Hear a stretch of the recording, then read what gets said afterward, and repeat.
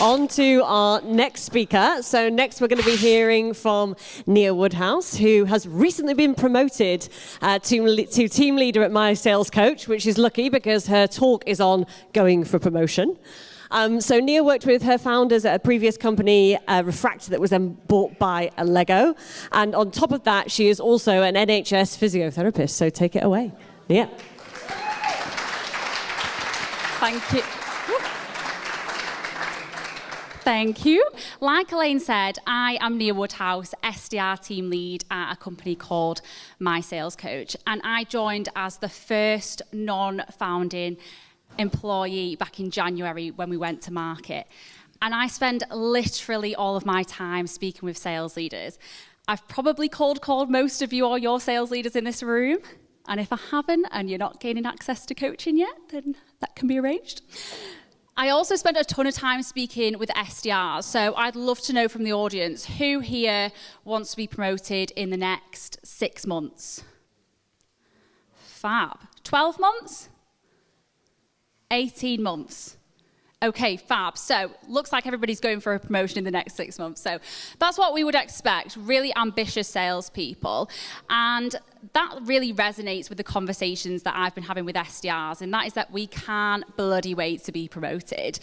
Could you pop the next slide up, please, Fergus? Thanks. So, My Sales Coach actually did a survey of over 1,000 SDRs, and this is what they said they wanted to do with their next step. Most of us want to be AEs, and the rest want to be team leaders. So I thought I would share my 5 tips on going for a promotion. Next slide. So the first one is, don't run before you can walk. So if you can go on to that one. When I started as the first SDR and non-founding employee, I was laser focused on being successful at sales development. And I know a lot of you here will be holding your success on what comes next, when you're stepping up, when are you going to be an AE. But I'm here to be a little bit of a Debbie Downer and say you really need to smash it in this role first. And that's because we see time and time again, SDRs who've stepped up too soon end up ultimately being unsuccessful. I've seen it with my own eyes at previous companies that SDRs have come in, they've had their heads turned by the glitz and glams of the AE team and ultimately lost focus on being great at sales development. And that's actually backed up by a study that was released by the Bridge Group, who said SDRs with under 11 months experience had a 55% failure rate as an AE, but that dropped significantly to 6% when they had over 16 months experience. So if you ask me, it's definitely worth the extra 7 months. And I know as SDRs, we can be guilty of focusing on short-term vision rather than long-term vision. And that being, we've booked a couple of meetings, we make a cup of tea, but we need to think about that long-term vision. So what happens 11 months down the line when none of those meetings have converted? And that is what senior leadership care about. So smash it as an SDR first. The second one is make yourself indispensable. So let me tell you, your boss is busy. They wear so many different hats. They're forecasting, they're hiring, they're onboarding, they're in meetings. Some of them are in part of the sales process themselves. So one of the easiest ways to get new responsibilities is to just say, is there anything that I can do that's going to take this off your plate? Shock. It's not going to be the glamorous stuff, it's going to be the rubbish stuff. It's going to be tidying up the CRM or trawling through data lists, but it is business critical. So you need to think of it like breadcrumbs to bigger and better things. And that's exactly what I did. I started off by asking my head of sales what I could do to make his life easier, and he gave me the shit jobs.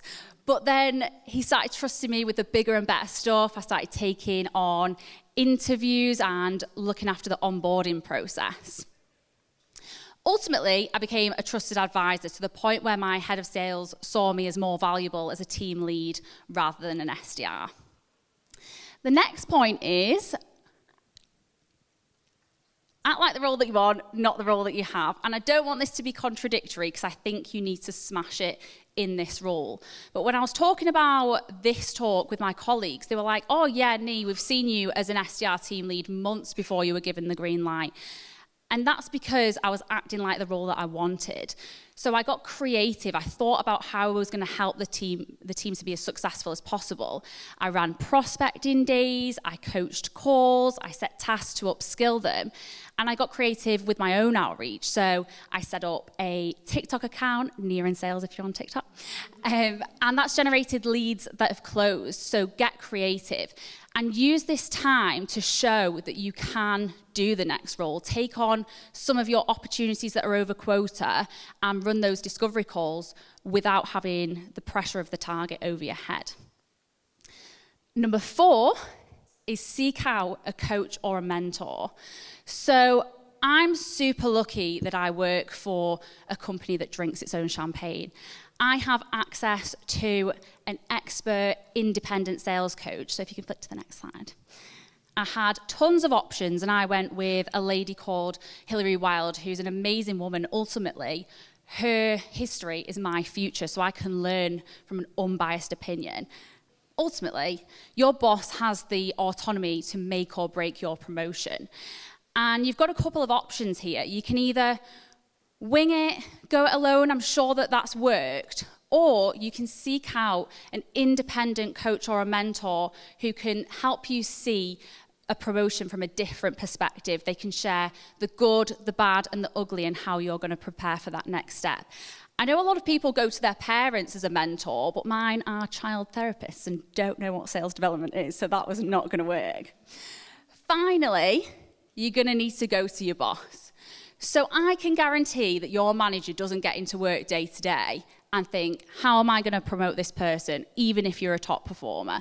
And that's not because they don't care about your development, it's because they've got a million things that they need to be doing at that time. So when you do go to them, make sure that you have context for the sort of promotion that you want.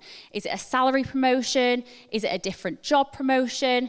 And how have you shown that you're ready for that, and how is that going to be beneficial for the company?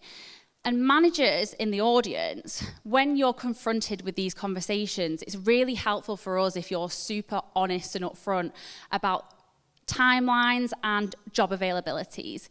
So I know a lot of you here are here because your company cares about your development and they've brought you to gain access to top performers. But if you're not, I'm here to say there's definitely companies out there who will. So when you do go for a promotion, good luck, consider these things. Don't run before you can walk. Make yourself indispensable. Act like the job that you want, not the job that you have. Seek out an external coach or mentor before going to your manager. And if you're missing any of these, I'll leave my QR code on my next slide. You can book in some time to speak. Thank you.